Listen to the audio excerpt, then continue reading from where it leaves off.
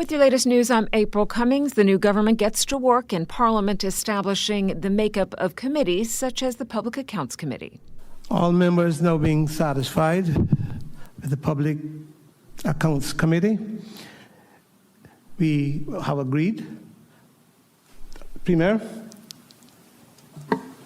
Mr. Speaker, I rise to I just wanted to confirm for the record, as is tradition, that the Leader of the Opposition would be chair. So if you need a specific nomination in that respect, sir, I'd be happy to make that.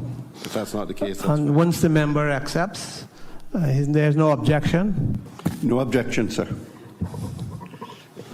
Good. You've been there before. The next bit of government business, the appointment of the Standing Business Committee, which decides the order of business of the House. The committee is made up of 6 elected members. Also on the agenda today, the appointment of a Standing Select Committee of Privileges and the appointment of the Select Committee to oversee the performance of the Office of the Ombudsman. In keeping with his commitment regarding a parliamentary code of conduct, Honourable Speaker McKeeva Bush. I would gather for the preparation of a code of conduct to work in tandem with the Committee on Privileges. I think we need to have that in place as soon as possible.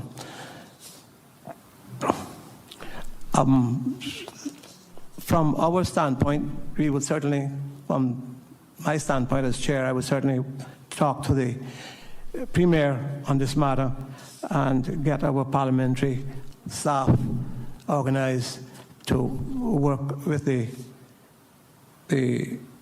Premier or whomever he appoints to carry through that work so that we can put it in place as quickly as possible.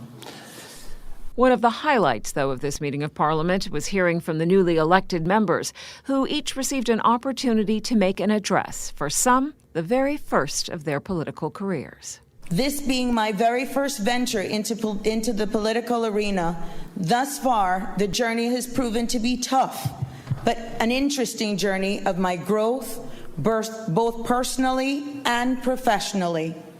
It has been an experience like none other. The lesson coming out of this election is that our islands were ready for a change. Collectively, we answered the call. It is therefore its time to recommit and dedicate ourselves to restoring this honorable values, honorable governance to this country. Mr. Speaker, no matter what capacity that I will serve, I would like to extend these remarks to my former brothers and sisters in the civil service. I look forward to working with you so that you feel that your work is valued and respected. Mr. Speaker, I'm heartened to hear you a few moments ago remind this honorable House that one of the first orders of business will be a code of conduct. Thank you, Mr. Speaker. To the new Premier, the Honourable Wayne Panton, I want to say thank you for always being a source of strength. We know the road ahead will be filled with many trials, but I know you are the person to lead us forward. I have seen your strength and humility on display over the years. But this past week, I witnessed just how deep those wells run. 4 years ago, I stood in the Honorable Legislative Assembly, honored and humbled to be the elected member to represent the constituency of Georgetown West. But today, Mr. Speaker, to be honest, I stand in the Honorable House of Parliament even more honored and humbled to have been re-elected in the constituency of Georgetown West. The Progressive's Roy McTaggart is the new Honourable Leader of the Opposition. We have an important role to play in holding government accountable to this Parliament and to the people of the Cayman Islands. I promise the good people of these islands that in my role I will be robust, but I'll be fair. Deputy Governor the Honourable France Manderson today took a moment to highlight the women elected to Parliament in the election. Mr. Speaker, we have a diverse government. We have, for the history-making government, 5 women are with us today as part of our Parliament. Mr. Speaker, that is historic, something that we should be proud of. Deputy Governor the Honorable Franz Manderson. It has been a busy couple of days. The new cabinet, led by Premier the Honorable Wayne Panton, met with top-level civil servants Thursday. As CIGTV's Simon Boxall reports, they were addressing policy areas expecting to need immediate attention in the coming weeks. The meeting, officials said, is one of the first vital exercises in public administration that a new government goes through.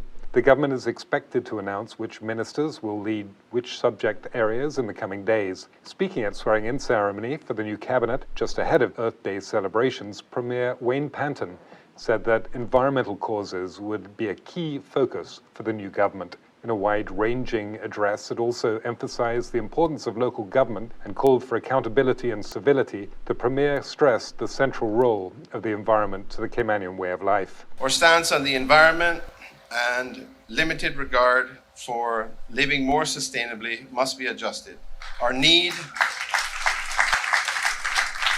to overconsume and our dependency on imported products must be reviewed. Our carbon footprint is too high. Our need is to quicken the pace towards clean, renewable energy, as is our need to ensure that climate change resiliency measures are considered, excellent, and implemented in everything we do. This, ladies and gentlemen, is an existential threat to our way of life. The loss of irreplaceable mangroves or the extinction of our marine life is a price too high to pay. Mr. Panton previously served as Minister of Environment from 2013 to 2017. The theme of this year's Earth Day is Restore Our Earth, Restore Cayman. The Ministry of Environment, in its message, urged the members of the community to do their part to help restore the Earth.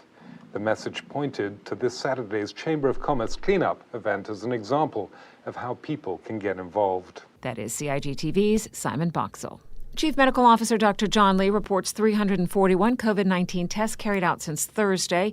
There were 3 positives, all travelers who tested positive following routine screening. They will remain in isolation until considered recovered. There have been 64,494 COVID-19 vaccinations given in total in the Cayman Islands, 34,939, that's 54% of the estimated 65,000 population, have had at least one dose of the Pfizer-BioNTech vaccine, and 45% of 65,000 have completed the 2-dose course. Another satisfactory rating for Little Cayman Education Services by the team of inspectors at the Office of Education Standards. As Radio Cayman's Carsley Fuller reports, this is the same assessment they received during their last review back in January 2019. With just 3 students on the roll, Little Cayman Education Services currently covers reception up to year 6. Inspectors visited the facility at the end of March and judged that the quality of education at the Little Cayman Education Services was satisfactory. The school was judged to have good performance in students' behavior for good learning, students' civic and environmental understanding, and links with parents and the community. Most of the quality indicators were judged satisfactory, including students' attainment and progress in English, math, and science, teaching and learning, curriculum, health and safety, supporting guidance, leadership, staffing, and the learning environment. Assessment and self-evaluation and school improvement planning were judged as weak.